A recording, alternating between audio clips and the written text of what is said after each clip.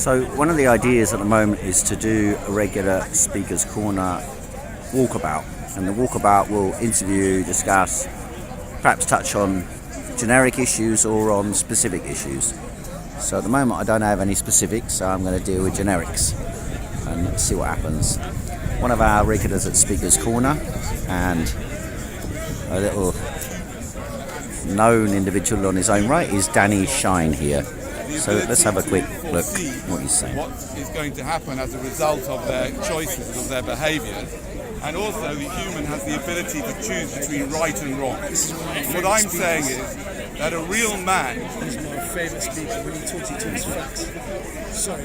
a real man, someone who's in touch with their humanity, is able to foresee the future and will be able to tell what's right and wrong, would never impregnate a woman. Because when you impregnate a woman, you endanger her life. That's number one, you should never be doing. And number two, a real human is able to see the possibilities of the risks of having children and what could possibly come to those children and what will come to those children. A real man in his humanity and a real woman would never breed. They would never do it because they would be able to use their power and foresight to see that they're not having a baby. Your parents didn't have a baby, they had you. They had a human being that was going to live a whole life. But when they had you, they probably thought, oh, we're going to have a baby.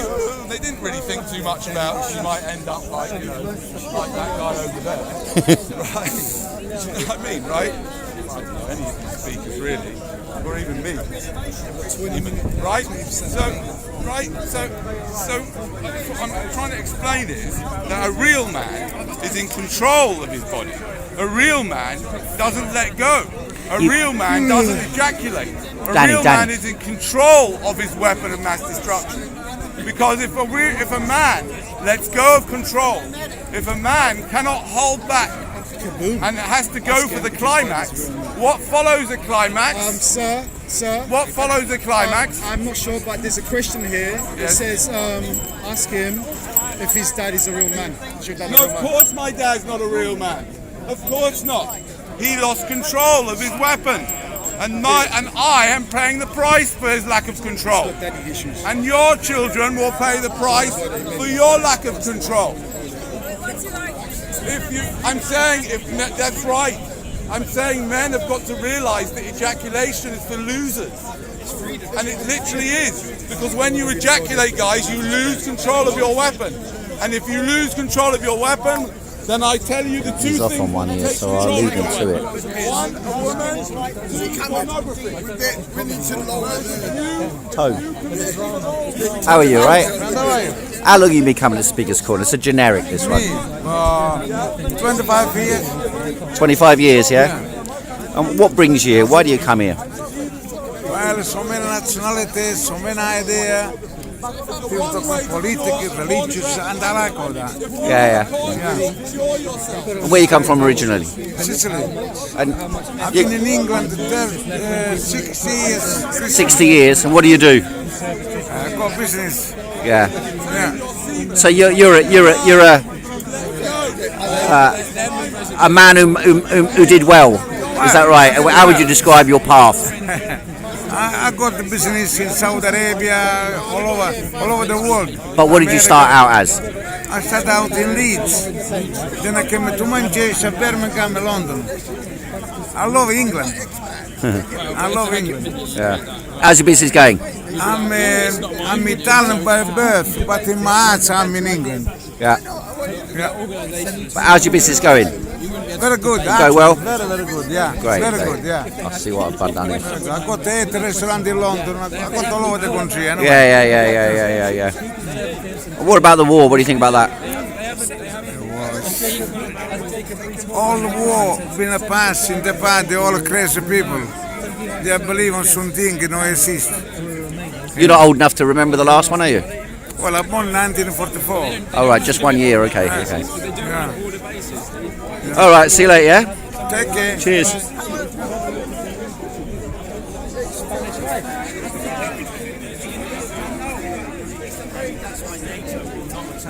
How you doing, all right? NATO are the Nazis. NATO. NATO are the Nazis. Remember what NATO did to Yugoslavia? NATO is the Nazi Europe. And Stoltenberg is evil. What's his name in our language? Our language, English, right? Stolten is cake. Berg, he's a cake. His soul is weak like Cake Mountain. His eyes are cold as steel. He's a Matt, ruthless how are you? devil, Stoltenberg. How was South Africa? Fantastic, I love it. What's the atmosphere like? Huh? What's the atmosphere like in South Africa? Come over. Stoltenberg. What's the atmosphere like in South Africa now? It's a bit tense. I mean, you know, when you're traveling around, you need to be quite vigilant. And, you know, you have to be a bit streetwise. Do you get robbed or anything? I never got robbed, but I saw someone getting Tried. Oh, right, okay. outside my hotel. Okay. But since the pandemic and all this, South Africa suffered a lot, isn't it? The ordinary people. The ordinary people, as far as I know, like in the ghettos and all that. No, actually, overall South Africa's death rate from. No, I don't mean from deaths. I mean from the measures taken and people being unemployed and the economy and all the rest of it. That's what I mean. Yeah, do you mean though by being affected? Poverty, yeah. Yeah, I mean there is a hell of a lot of poverty, obviously, and maybe. How does that appear? I mean, is it homelessness? Is it people are hungry, or is it because there's a lot of crime as a consequence, or what would you say? There's a lot of homelessness, there's a lot of poverty, and even amongst the white people now, you get lots and lots of white homeless people. Oh, is that right? Living on the streets. And I've been following a black guy that goes around and gives them money and gives them food. Is that right? Oh yeah, I mean it's amazing. But and how stark is the contrast between one area and the next? Describe to me what it means to be in a middle class, wealthy area and in a. Well, I'll take Johannesburg as an example. If you live in the northern suburbs of Johannesburg, you're really wealthy. But then just next to Johannesburg is a township called Alexandra, and there's a lot of very poor. Poverty-stricken people living in Alexandra. Okay. I mean, you just cross over the road and you're living in suburbs like Houghton and that in northern Johannesburg, where it's extremely wealthy. Right. And what brings you to Speaker's Corner? How long have you been coming here? Me? I've been coming here since 1988. 88, okay, that's about 34 odd years. 2 years after me, or two and a bit. Yeah. It was and what brings you here? Well, I'll be coming here almost every Sunday when I'm in the country, and I originally came here with my friend Martin Besselin. Oh yeah. He's the guy who introduced me to Speaker's Corner. Right. And I just got hooked, and I've been coming here ever since. What makes you get hooked on a place like this? All the nutters. Are you a nutter? Well, all the nutcases, and sometimes I wonder if I'm not one of them as well. Does it help to keep you sane to be amongst nutters? Oh, absolutely. But I love coming down here because seeing all these I mean, there's a typical example. That's a typical example. Enough of that. Speaker's Corner. Enough of that. And I love He's an attention seeker. Oh yeah, absolutely. Well, he's letting his nuttiness out, isn't he? He's letting it out. Oh, straight in someone's face. Straight in James's face, I think. Oh, he James's face. He spat in someone's face. Who did? No, straight. It didn't say spit. I said he's straight in his face. Oh, right. He's well, that's distracted. I'll catch you another time, okay, yeah? Take care, right. Take care. How you doing, man? What brings you to Speaker's Corner? Well, I just wanted to get a chance to... I'm actually heartbroken about what's happened in Ukraine, but I also wanted to try and give an understanding of how they're thinking from the Russian point of view. Okay, so what's your argument? My argument is this whole conflict did not start a few days ago. It started after the CIA-backed coup in 2014. So Maidan, yeah? Yes. And now, after that, what happened was several hundred Russians were burnt alive in the city of Odessa by the Ukrainian fascist and the neo-Nazi. The trade union headquarters, yeah? They were burnt alive. Yeah. And subsequent to that, the Russians in the Donbass area, they said, we're not going to take this anymore. We're scared of you. So they started to say, look, we don't want to have anything to do with you. And with a little bit of help from the Russians, they said, we want to separate from you. And then 14,000 of them were mercilessly killed in the past 8 years. Now, if we look back at history, when the Lusitania was sunk, let's say 600-700 Americans died. That was enough for the Americans to enter World War I. Right. When Pearl Harbor was attacked, 2,000 American deaths, they entered World War II. 14,000 Russians have been killed. Why don't they have the right to try and protect their citizens? Why is it everything is one-sided? I don't agree with invasion. Well, you mean us? You mean the Western press should be more sympathetic to their position, or what do you mean? The Western Or should the West, as far as you're concerned, be fighting with the Russians? No, I'm saying the Western press tells half the story, and they do that over and over and over again. Right, but we've seen that. Isn't? I mean, when you tell half the story, you don't tell the other half. So people get a distorted picture. When they get a distorted picture, then their emotions become inflamed. And now people are talking about the no-fly zone in Russia because they're so outraged by what Russia has done. But isn't that discussion itself a false discussion? It's a false discussion because it's been whipped up by the media. It's been whipped up by the media, and it's making things more dangerous. Because if there's a no-fly zone, I promise you, the Russians will shoot down the NATO planes. They will shoot them down, and then we're in uncharted territory. But isn't this like, if that's not going to happen? Mm-hmm. If no matter what happens, the Americans and the West are not going to intervene? Mm-hmm. Isn't this then the ramping up of fear, the spreading of fear? Isn't there a pattern there with what we've had in the last couple of years? Absolutely. Isn't the fear the main instrument? Absolutely. And I promise you, this war is not as large scale as the media wants to tell you. I've looked at the casualty figures. It's no more than a few hundred. In the Chechen war killed 50,000 people. Yeah, it is notable that you aren't actually seeing many dead bodies. I mean, I don't know why that is, but it's very excited anyway. In fact, I watch a lot of the Jimmy Dore shows. You know the Jimmy Dore show? Yeah. He's a fantastic guy. So what would you recommend if you were to tell people what they should look up about this subject? What sources would you recommend? I would say, first of all, look at all the facts. Don't listen to the media. The media will tell you half the story. Half the story. Look at the facts for yourself, research it for yourself, and don't start imagining that this conflict started a few days ago when Russia invaded Ukraine. This conflict started with a CIA coup in 2014. It started with the Russians being burnt alive. And in fact, you could argue that the leaders of Russia have shown incredible patience to wait for 8 years to strike it. You could argue that. I'm not in favor of it. So the question would be then, why now? It's a good question. One possibility is that, as we talked about it a few weeks ago, the COVID thing is just dying out. The fear about COVID is dying out because the numbers are just coming down so rapidly. The numbers of deaths, the numbers of this. So they have to create a new, the people who a new thematic. Exactly. They want to create a new. COVID seems to have disappeared, isn't it? Exactly. People don't seem so worried anymore. Whenever something runs its course, then they pick up something else, usually in a different area. So if it's not an epidemic, if it's not a pandemic, it could be a war, it could be some kind of. What made me laugh was the Americans saying the Russians might be planning some kind of false flag. I mean, that made me laugh. Just about everything the Americans do is a false flag. You know, including 911. Because false flags are us.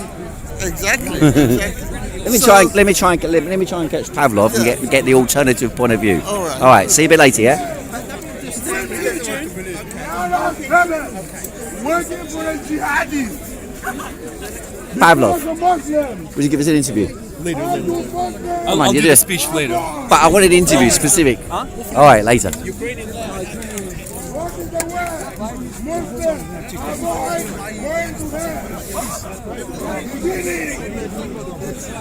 He's not the Father, he is the Word and not the Father. Jesus is the Word, he's not the Father. You see, we understand what God has revealed himself to be. He revealed himself as the Father, the Word, and the Spirit. But the Word became flesh, the Word became a human being who we call Jesus. So for us, God became a man. That is what we get our inference from, because there's a Father, the Word, and the Spirit. But the word became flesh. It tells you in John chapter 1. It says in the beginning was the word, and the word was with God, and the word was God. On the chapter of John chapter 20, verse 17. Yes. What does Jesus say to Mary? So they're talking in quite a lot of detail here about specifics of the Bible. This man over here, however, the man on the left, he was quite determined and militant against the regulations on COVID, and he promoted not wearing masks and stood up against the police here. So I wanted to have a quick chat with him, but never mind, that he's on his arguments about the Bible. Allah teaches Muslims beat their wives. So here is Mohammed Hijab speaking. Mohammed Hijab is quite a well-known Muslim speaker. He also got a pulmonary embolism from his coronavirus injection, and he's a lot of video records of this, and also he's got medical records for this in case everybody thinks that's medical misinformation. He recovered okay though, but he was taken spitting blood from Speaker's Corner up to St Mary's Hospital at one time. He's always got a few cameras on him. I said that Joseph Albo stated that it was abrogated in the past, so Moses abrogated that which came before him, and that it can conceivably be abrogated in the future, so long as the prophet indicates or shows or proves that he is greater than Moses. That's exactly what we just read. So it's conceivable on both counts. We just read it in context. We've just had a 10-minute reading session. We just read it. No one can say we decontextualized it. So now you've changed the goalposts again, Josh, because what you said is now we need evidence to show that the prophet was greater than Moses. But actually, what we actually read, if we're being very specific, and I was clear to be specific on this matter, I was making sure that my comprehension skills were sharp, and I had to make sure that I was on point. You know, I read that he said, in fact, that the prophet himself cannot claim to be greater than Moses. Now, I will tell you today that the prophet actually never claimed to be greater than Moses, ever. And in fact, when there's a time where someone came to him stating that Yunus alayhi salam, Jonah, was greater than him, and the prophet corrected him and said, don't say that such and such a prophet is greater than me. Out of the humility of the prophet. Out of the humility of the prophet. He doesn't claim that he's greater than that. He's never actually made that self-praise claim. So even on that count, it doesn't actually work. So right now, you are in a situation where you have to decide whether the Prophet Muhammad, on the virtue of his own... Okay, so here we got a discussion between a Jewish believer, Orthodox Jew, and a regular at Speaker's Corner, and Mohammed Hijab on core issues of Islam versus Christianity. Here we got Hatun, enemy of Islam. How are you, alright? Thank you, sir. How are you? Good. Are you looking for scriptures, or yeah? We are talking about divorce. All right, okay. How long have you been at Speaker's Corner? Sorry? How long have you been coming to Speaker's Corner? Since 2013. And why do you come? Because Sorry it to is the interrupt. heart of freedom of speech. Okay. It gives me platform to tell people about Lord Jesus Christ. It gives me platform to practice my basic human rights. Okay. And then it gives me platform to hear the objections about my faith, so I can go and study and then come back with answers. Okay, and with most people you get on fine, yeah? I'm a very lovely person. Would you say I am a Okay, lovely see you later, person? yeah? See you Another later. time, yeah?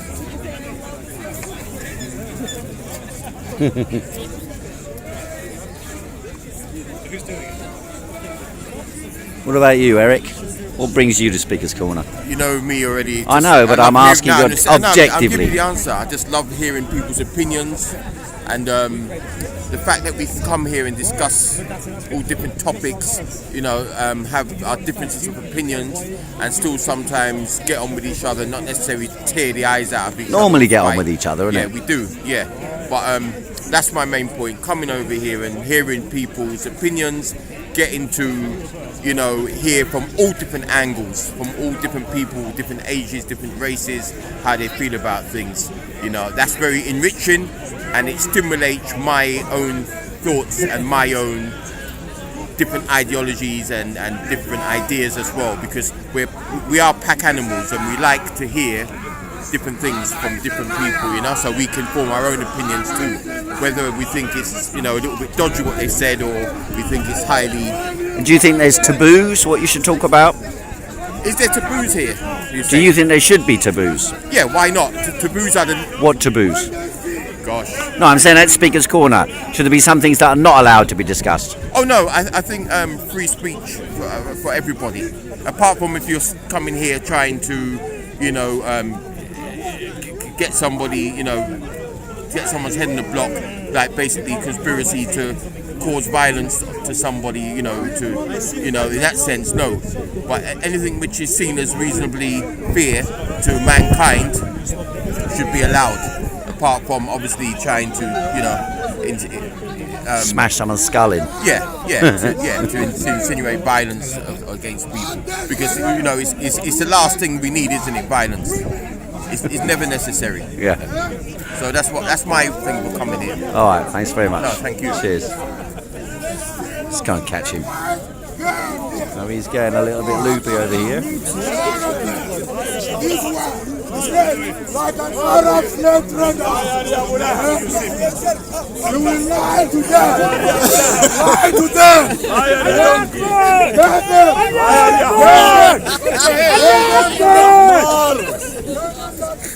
Why do you come to Speaker's Corner? Why do you come? Jesus. I know that. Why do you come though? Pardon? Why do you come here? What brings you here? I come here so I can send my message to Putin and Biden. To Putin, yeah? And to stop the war. Okay. Well, that's good to hear.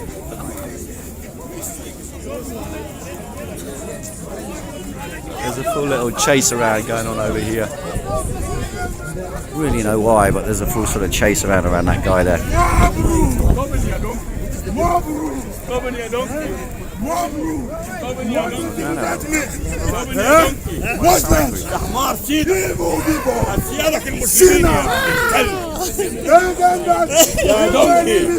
يا دونكي يا حمار tell them that Muslims enslaved Africans. Tell them.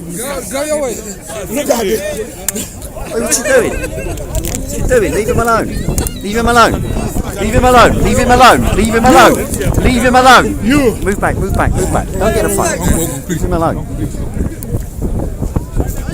What's going on? Just keep it calm. What was going on? What was going on? Muslim mentality. Evil of Islam. What are you doing? They carry it everywhere they go. That is how they are brought up. To hate people. To intimidate people. To intimidate people. What are you doing? Take it easy, you guys, otherwise fuck off. They're coming here to fight. Take it easy, otherwise leave, right? For people. Take it, you can't take it, leave. Islam evil. Islam mentality. Muslim mentality. Everywhere they go. What do you want?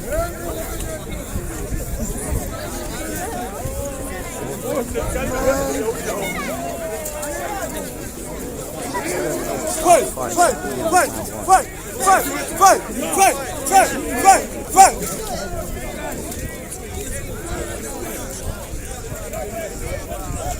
So it seems to be a little gang there. We're pretty determined to fight for no real reason.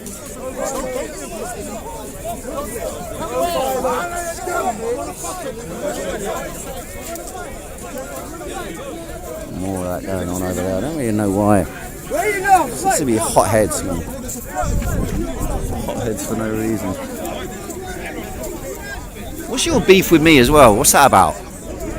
What's your beef with me? Why do you accuse me of being a right winger? You're sucking up to Gavin Malone. Sucking up. Literally assaulted me. I'm not sucking. He's assaulted me as well, but he's assaulted me as well. But we calmed it down and shook hands. That was it. I heard. That's it. I'm not asking about that. I'm asking about you. I'm asking about you. You seem to spend a lot of time trying to attack me for reasons I don't know and accusing me of things that are false. So what's your beef? You accuse me of being far right. right? You work You've with been- Steve. no, Is Steve, whether- is Steve a member of the... You're saying I know someone at Speaker's Corner, Is he so because far I know someone at Speaker, he may well be. He might consider himself just that. shook his hand. So that doesn't mean I'm far right. How does So that you figure? appease the far right. What do you mean appease the far right? I don't dislike someone just because they Do got you a different know- political do you know what opinion from appeasement me. means? I don't dislike someone because they got a different political opinion than Do you know what me. appeasement means? What you're saying is if I've got an association with someone who's politically different to me, I'm the same as them. That's what you're saying. So what's the method of thinking of your argument then? And why do you put up stuff? Why do you put stuff on the internet saying beware fascist and then go on about like an hour-long video against me? What's that about? What's that about? Am I supposed to be a fascist or what? Not really, because you spent an hour publishing lies about me. What have I lied? Go on. What have I lied about? Go on then. What have I lied about? Pretty much everything you posted, but anyway, go on. Go on, give me a specific example. What have I lied about?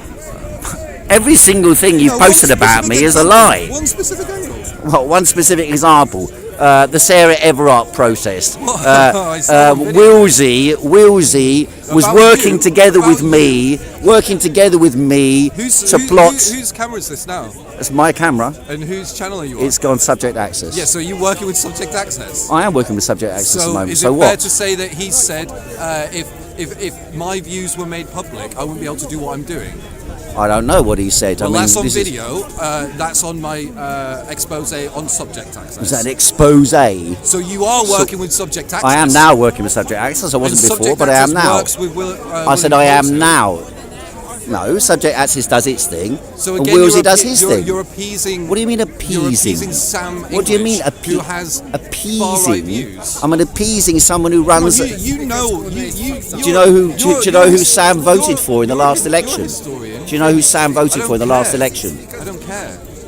Who do you think? Who do you think it? Who do you think it Were was? you in the voting booth with him? No, but he's told me. Who do you think it would be? can tell anything. If he's on the far Fascist- right, fascist who do you lie. think it would be? lie. Right. So I'm a liar because I'm standing next to him. If Is some- it? if If someone I'm on the standing far next to right- him, Gavin, and you don't like Gavin because you think he's right I'm wing, standing right? next to him. You're standing It's not- next to it's him. not about So are standing you now next to appeasing? Because he was asking no. me. He was asking me to I let go you to speak. far-right rallies all the time. Why? And I Why do you do that? You and I- appease them. And I challenge them. You don't challenge them anymore. You stand with them and shake their hands and share your megaphone with them. That is What are you appeasement. talking about? What are you talking about? Are you deluded? Right? You are deluded. Why am I deluded? You're deluded because you spend hours and hours of your time attacking people in the anti-lockdown movement and accusing them of being some sort of conspiracy of the right wing. It's preposterous. It's more than that. Well, what is it then more than that? What? What, do you know what do you the think I'm up NRX to is? here then? What? Do you know what the am I doing NRX here?